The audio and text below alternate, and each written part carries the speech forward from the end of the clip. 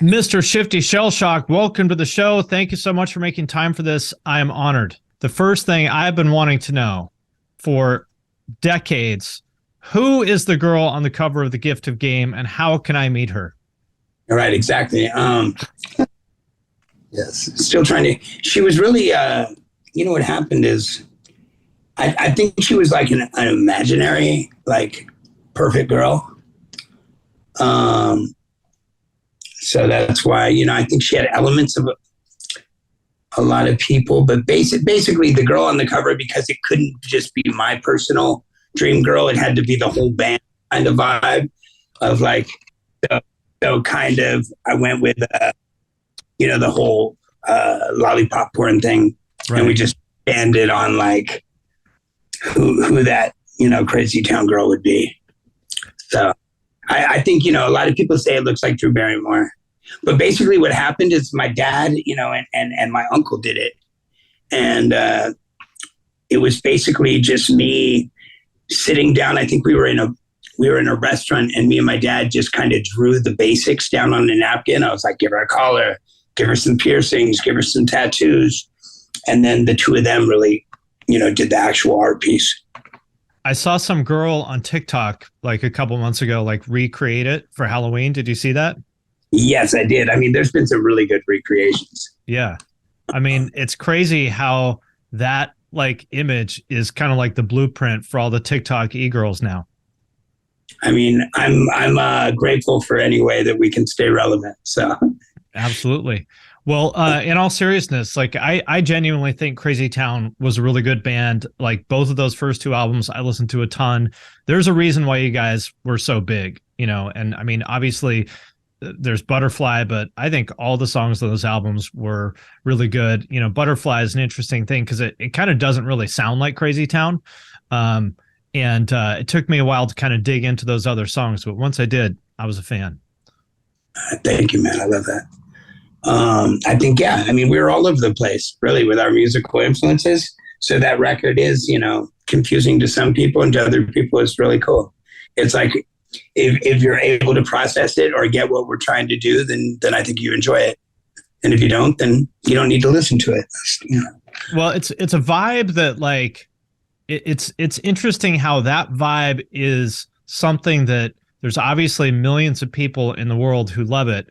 But for whatever reason, the people that write magazines and, control the media and stuff, they hate that vibe. They still do. Like, it's like they hate fun. And I don't get it. Yeah, we got a lot of that, I think what is kind of cool, though, is kids that did get it have grown up. Yeah. So it's like new wave where it's kind of like a little resurgence of the music. I feel like there's more people who get it. Absolutely. It takes a while. It always does, Yeah, that's cool. It took a couple decades, but now that I feel like get it. I think back then, you had a lot of reporters and like you had a lot of critics who just couldn't understand what the kids were trying to do. Right. Well, tell me, you're wearing a Cramps shirt. Tell me about kind of the role that, punk influences had and stuff on your music over the years, because I feel like there's a little bit more there than people may realize. I think, being a little skater kid and growing up in Boston where punk music is just all over the place. I think I worked in a skateboard shop in Boston as well as in LA, but when I was little, I would hang around the skate shop every day and I'd listen to what all the kids were listening to. So I found like, Gangrene and Minor Threat and Circle Jerks, and just all that music was very around. There was also a lot of little punk bands in Marblehead in Boston where I grew up. I was born in LA, but my dad moved there for work. So I lived in like a town that had a lot of like traditional skinheads and a lot of like punk rock kids who all skated. And, I looked up to these older kids who had like mohawks, and like the whole culture was right there in front of me, and then at the same time, my dad was working with my uncle in Brooklyn.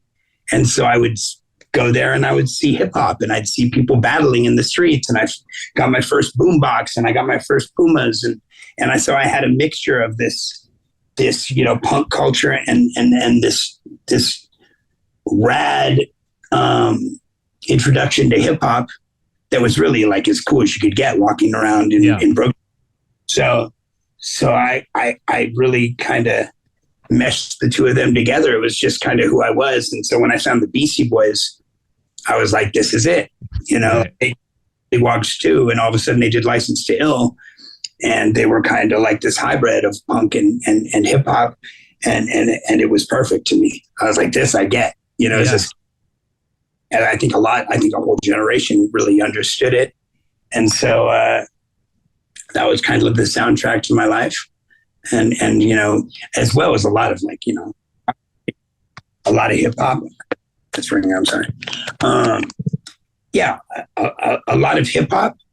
And then I was also finding, it took a minute, there was always like these bands. My dad, was a graphic designer and an artist. So like he's playing like, Steely Dan and the Stones and Bob Marley and, Peter Tosh. And he's showing me a lot of great music. But the hip hop was more like, this is my thing, Right. But with it, he was like, Run DMC is rad, My dad was always open to new music, but I also got to see a lot of blues. My dad worked with Chess Records. So he would do album covers for like Buddy Miles and a lot of like rad blues artists. So like I kind of had like a wide influence of music, but I definitely found my own styles that you can hear in my music that were really my own discoveries and things that I think were more mine than what my dad listened to. Right. Well, I think it's cool that now it seems like kids are more like we are. I got into rap first and then discovered like Suicidal Tendencies and stuff. And, that wasn't as common back then. People were more like kind of blinkered, like you had to be into one genre or the other. And it seems like now kids are just into whatever the fuck they want to be into, which I think is awesome to see. Yeah, I'd love to see that. And I think, even watching, my kids and my girlfriend's kids, it's like a lot of them are really into like old school music. Mm-hmm. Like it's so cool to have them like digging into like Led Zeppelin and Hendrix and Joplin and the Cars, and it's just endless. And I'm like, it's so cool to see these kids like really discovering like music that we grew up with and loving it so. Well, you've had a very wild ride over the past, 20, 30 years. And there are a ton of things I want to ask you about, but what are you up to these days? These days, I am definitely working on new music. I'm really, I think I was too wild to stick around for a long time. And I kind of just to live through a lot of crazy shit and kind of got to a point where I was like, I would like to live. Yeah, I know the feeling.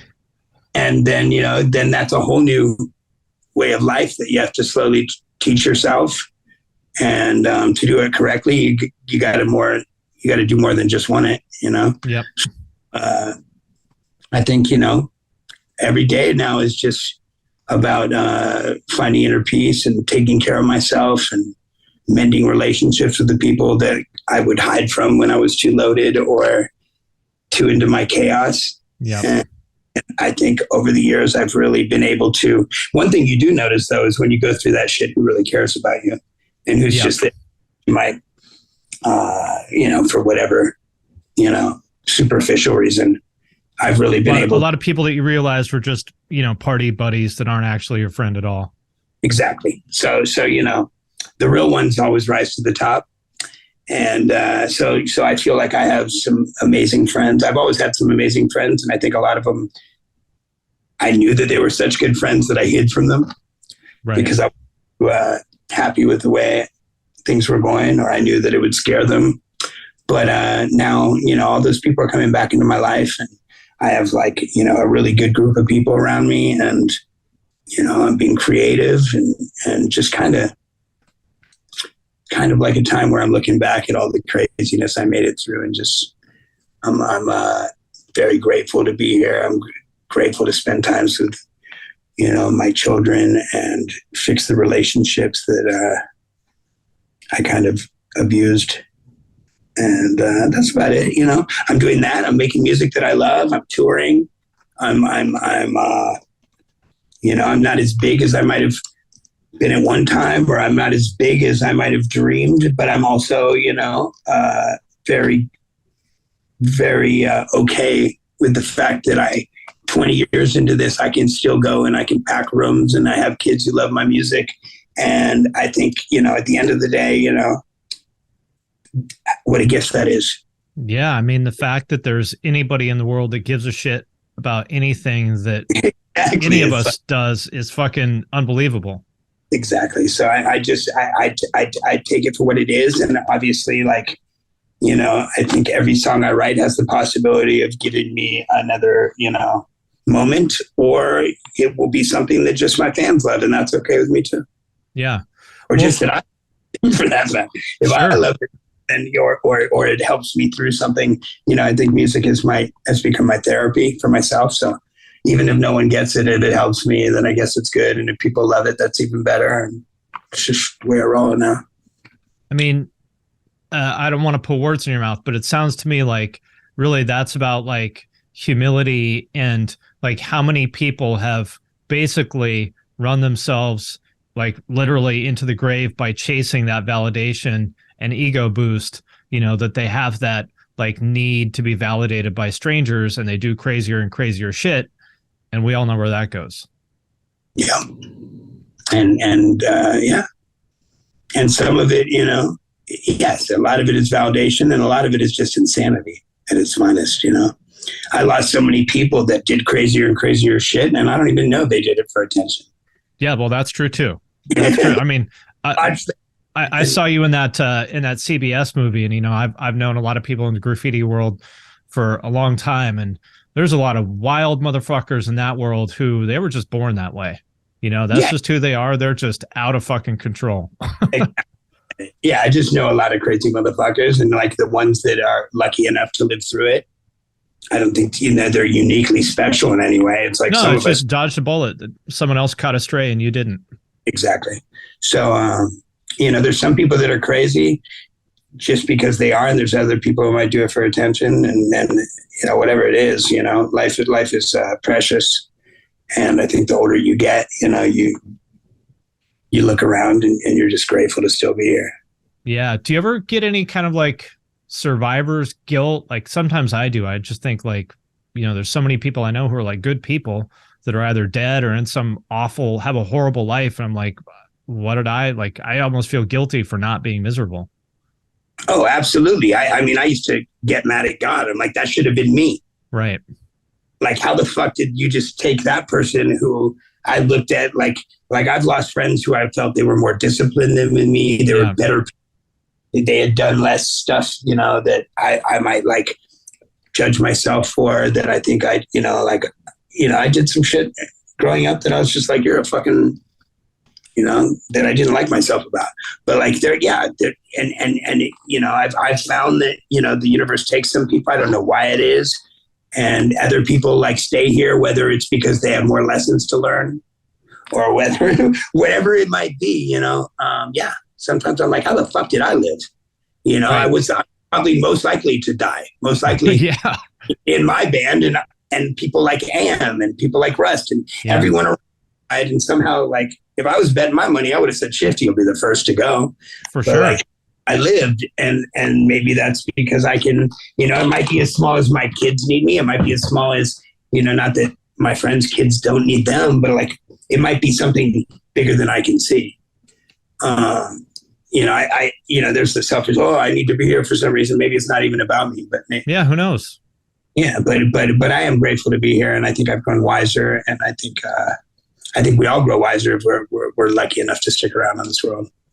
Well, on that note, one thing that I really respected is that you did Celebrity Rehab, which, didn't make you look great, but I thought it was really cool that you did that and you were willing to publicly, go through that, because I know that helped a lot of people by seeing you go through that. That made them go, oh, this guy who's famous, you know, who's on this giant stage is fucking up in all the same ways that I am. Maybe I'm not a piece of shit. Maybe this is just like a universal experience. Yeah. I mean, that when I hear people or they say, you know, I watched you on that and it made me like, I have messed up so many times, but I watched that and it made me try one more time, or it made me get it together. I'm like, that's why I did that. Yeah. It makes me feel like, okay, I'm glad it helped somebody, because it wasn't that good for my record. But at the time of doing it, I mean, it's really weird. You know, I get these people, or whatever you want to call them, like, you know, whatever they are, like people are like, I haven't really optimized the whole internet thing, but you get these people trolling or who write these like comments where I'm like, you don't get it, do you? You know, like for instance, you know, I did a lot of crack and freebasing, and but I also did that because 4 of my best friends died from heroin. And I was like, I will die if I do heroin. So I'm going to go over and do this other drug that not so many people I know have died from. And that was a way of protecting myself. But then at the same time, you know, it's just so funny how people will look at heroin as being romantic, and this is, weed is this. And I'm like, pick your poison. They're all destroying. They're all ways we self-medicate. They're all ways we get away from ourselves. And if you're a drug addict, then you know what I'm talking about. And if you're not, then I don't really care what you have to say, because you don't get what I've been through in my life. And I think, you know, a lot of, at least me, when I look at the people that we've lost and the people that I admire who have overcome addiction, and a lot of them are musicians that I look up to, that I grew up looking up to, I don't judge them and go, that guy's a junkie. That guy's a drug. I'm like, that guy's a fucking badass. He's a survivor. He's a poet. He's a this, he's a that, you know? And so, you know, I know that I'm a little more extreme than a lot of them, but like, I hope that people can look beyond my just drug use and see that there's more to me. Well, I mean, I've heard over the years, you know, I've known a lot of people that knew you and worked with you and stuff like that. And I have never heard anyone say a bad thing about you. Everyone always says that you're like a chill, friendly guy, you know, obviously a flawed person, just like the rest of us, you know, but I think that maybe that's the reason why you have the following that you do, is because I think people can see that. Thank you, man. Thank you. I mean, I like to think so. And now, you know, I also, and I have so much fun writing music. I have a new EP, I have a new record. I go out and do these shows. I'm playing with such, you know, like, just booked this, you know, tour with Edema and Head PE. We did a few shows last year. It went really well. You know, the Sick New World concert's coming up. There's just all these things that are. Oh, that's right. You're doing that, right? I heard it might be. I thought you were on the flyer. I'm not on the first flyer. Oh, okay. And I was kind of like, how the fuck are we not on that flyer? And then like a little bird told me that there might be some new flyers. Got it. We'll see. Okay. So I don't want to get too much into like drama or whatever, but there's like 2 versions of Crazy Town, right? Is there like, what is the deal with that? The deal is that in 2015, we did a record called Brimstone Sluggers. Right. I had been heavy into my addiction, you know, and going hard and kind of finding myself. And Brett, who's 5 years older than me, had kind of been sober a while and had started working in film and making good money. And so we had kind of abandoned Crazy Town for a good decade. And then Brett called me and said, I've been going through all these old files, and we got some fucking songs that we never released that are pretty fucking cool. I think that we should release them for our fans. And I said, I would fucking love to. Let's do it. So we went into the studio and we ended up recording 6 new ones. Once we got together, we started recording, and then we were like, fuck it, let's just make a new record. And so then we ended up signing to a label that had some money, and we saw Limp Bizkit sign there. And we thought, okay, well then, you know, if we're on the same label as Limp Bizkit, then we'll probably tour together and this could be a good thing. And then they put out our record. Our record was done first. They put out our record and they didn't really do anything. Right. So then it kind of came and went. It didn't feel like they put a lot behind it. They didn't do anything. They basically sold it to the people that were still interested in Crazy Town.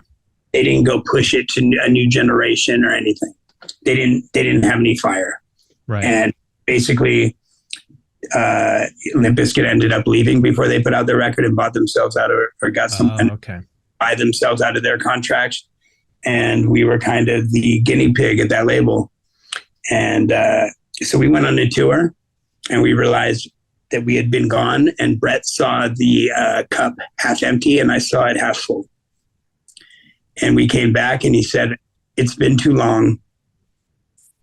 I don't know if I can do this. I'd rather sit at home and work on films and make good money."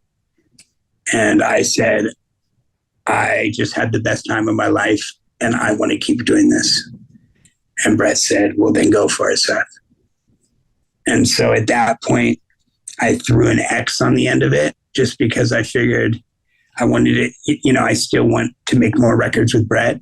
Yeah. And I'm going to go out there and tour. And luckily, I had kind of become the face of Crazy Town, even though Brett was just as much of a part of it as I was able to go and tour without Brett. Yeah, for anybody who doesn't know, he's like a really accomplished, super talented producer that's worked on a ton of like really legit stuff outside of Crazy Town and stuff. Like, I know he did like something like Belle Biv DeVoe, and he's been doing shit for decades. He did MC Light, Belle Biv DeVoe, Blood of Abraham. Produced the first Black Eyed Peas album, right? MC Search. He's been around forever. He's been around for a long time, and when I had, Will.i.am is the one who introduced the two of us. Oh, okay.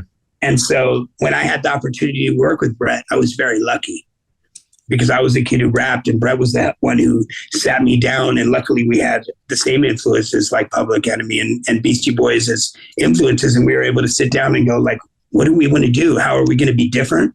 And how are we going to do something original, but yet like all of our idols? And so we were able to, we were both just huge Beastie Boy fans, but then we were looking at bands like Korn and Orgy and bands that were coming up at our time, and we were like, these are the elements that we want to put into our hip hop. And so it was kind of like just a next generation of a similar thing, but that's what set us aside from groups like that. Right. You can still, our roots are.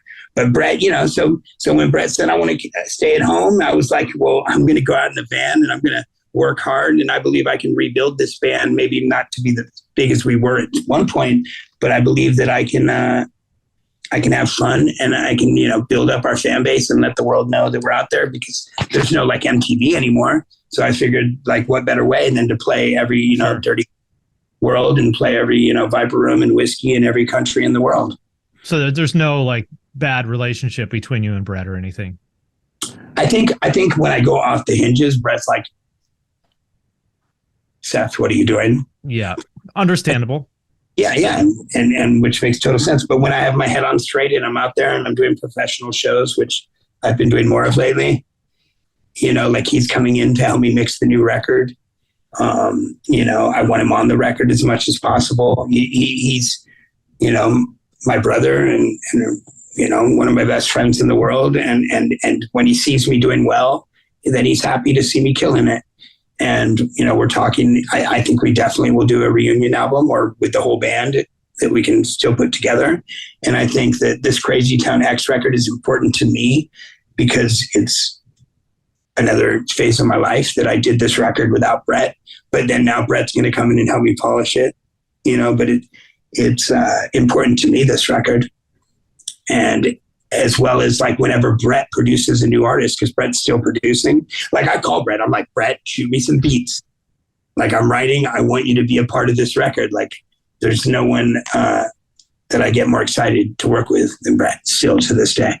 And he knows that. So, this record is a lot more of me, but it's definitely still a Crazy Town record. Squirrel worked on it as well. Craig Tyler, Kyle. I still love, Dougie, like Trouble, like those are all my brothers. And, some of them grew up and I didn't really grow up completely. I still enjoy being wild and a kid. And I think that's okay too. And do you think you're just one of those people that was born that way? or is there something that happened, or why are you the way you are, I guess? I mean, do you know what I mean? I don't mean that in a shitty way. Yeah, I think basically why am I the way I am? I mean, I think I mean, the older you get, the more you realize that age is just a number. Yeah. Like our bodies age, but our souls are still, we're wiser, but we're still the same person. Yeah. Still the same person. And so I think when I was so caught up in my addiction and the way I processed life, which wasn't necessarily mature, it was just my experience. Whether I was mismedicated or whatever it might be, the way I process life, I feel like I missed out on a good 10 years of doing what I love. So when I finally figured out all that stuff, there's nothing more that I love to do than get back into a bus, get up on stage and kind of pick up where I left off and get back to what I love. Because now my mind is sane enough to go, okay, well, now that we got through that, let's get back to what we love. And so luckily I'm still healthy enough and can still do that, Yeah, maybe you're like a Dwayne Peters type person where it's just like make a reference to that. I'm like a Dwayne. How is Dwayne Peters still here? We don't know, but he's going to be here forever. Exactly, and I love that. And Jay Adams and all my idols and Soy and all those, and you can say the same thing about the Peppers. You can say that about a lot of people. You can say that about everyone evolves and grows and goes through phases. But like a lot of the people that partied the hardest, even look at Slash, look at these people. Like they go through their personal shit and they come back and they rock it again and they write more great songs. And like as long as I'm here, I'm gonna do the things I love. So I think the time is definitely right. I mean, like the nostalgia, and I guess it's not even just nostalgia, the appreciation for the era that, you came up in is at an all-time high. So like, I think the time is right. It's all those bands, your cohort of bands like got a bad rap back in the day and stuff, but people don't, people have grown out of that now and it's respected now. And I think the time is right. I do. And I think the people that hated us, they were older than us anyway. And so they've kind of like retired. Yeah, I think that's totally right. I mean, like that Sick New World Fest, everybody is fucking stoked for that thing. Like we were talking about before, the aesthetic and stuff, like the time is right. So I'm happy to see it back. And I was worried, there used to be family values and there was all these concerts that died out. And if you look at Band's Warped Tour, that kept the music alive in those genres to a whole new generation of kids. And with new metal, there was no catalyst to catapult it into the next generation. Right. And we have these kids that found it anyway. And now these concerts like Sick New World, I'm really happy to see that. And I'm really happy to see like a new wave of young kids that are influenced by new metal. And hopefully, I think that it definitely is a genre of music that doesn't need to disappear. Yeah. Yeah. Well, it's definitely not disappearing. That's for sure. I would say I've been surprised, just because people, I would have never thought in a million years that Limp Bizkit would be like, I mean, I think they're a good band, but like, how much, the tastemaker types hated them back in the day. I would have never thought that Limp Bizkit would be accepted, let alone appreciated. And now they're everyone's favorite band. Everyone fucking loves Limp Bizkit. I mean, I never thought that would happen, but here we are. And, the same thing is happening with Crazy Town. I wonder, so like, on that note, people have talked so much shit about you and made fun of you so much and stuff over the years. And I get really fucking annoyed with people who like, I've dealt with 1% of what you have. What is your advice to me for keeping, or anybody else for keeping her cool when you're dealing with people who are talking shit and just being judgmental fucking assholes? Well, I mean, I think there's rule number one is, try not to read try not to even pay attention to it. I think that's always the best, because I'd be lying if I said I don't go read them and they comments hurt my feelings, even though like I've learned like a little wiser and be like, that person doesn't know who I am. What I try to do is I try to focus on the good feedback. I try to ignore the negative feedback. And I really try to just believe in what I've done, because I've gotten further than I ever expected. And I really believe that if anything, I've gotten better over the years. I think constructive criticism is always good. But then there's also people that just have no idea what they're fucking talking about. Yeah. There's always going to be someone who wants to make you feel smaller or take away, your shine, and, fuck them. It's all about loving what you do. I mean, music is kind of like, what I trip on is like, there's so many styles of music that aren't really my thing, but I do not hover on those people's social media platforms. And right. It's like, if I don't like something, that's cool, man. There's people that like that. I have nothing to say. I'm just going to focus on the things that make my soul happy and fulfill me, and I like listening to. And that's about it, if I love a band, I probably even, you'll see me wearing their t-shirt, whether it's a Portishead t-shirt, whatever it is. It's like, there's so many styles of music I love, but I never go and like talk shit to the shit I don't understand. So that whole breed of person is like, they're nothing like me, Yeah. And so I'm just grateful that I'm not one of those people. I'm grateful that I can find something that I like about so many styles of music, and I enjoy music, and I think it's one of the most beautiful things ever created on this planet. And like, I'm going to grow as an artist, and I'm going to try different things, and not everybody has to like it. But I would hate to be stagnant. I would hate to just keep making the same thing over and over again. And I would hate to only listen to one style of music. I would hate to just be stuck in a rut of the same thing over and over again. So, that's what I do, man. I try to follow my own path. And, how you were saying, like, be open-minded enough to look at how beautiful everything is in its own little way, and yet, kind of keep on those hater blinders and not let that affect the songs I'm writing or what I'm doing in any way. Easier said than done, though, right? Yeah, easier said than done, But I will, if there's one thing I say is, don't let the fucked up shit in this world ever break your spirit.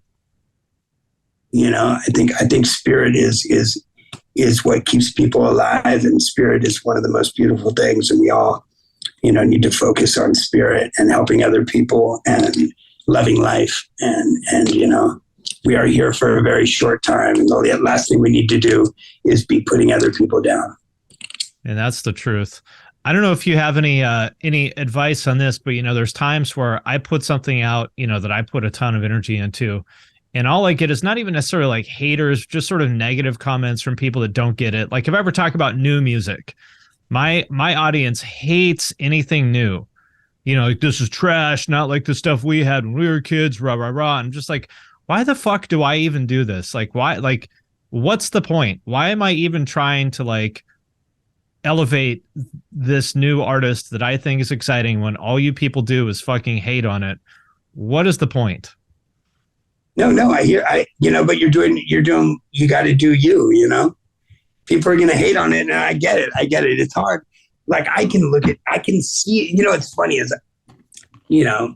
is when you can see, like, for instance, like after Butterfly blew up and people were going, I cannot fucking listen to this song anymore. I was like, I'm with you.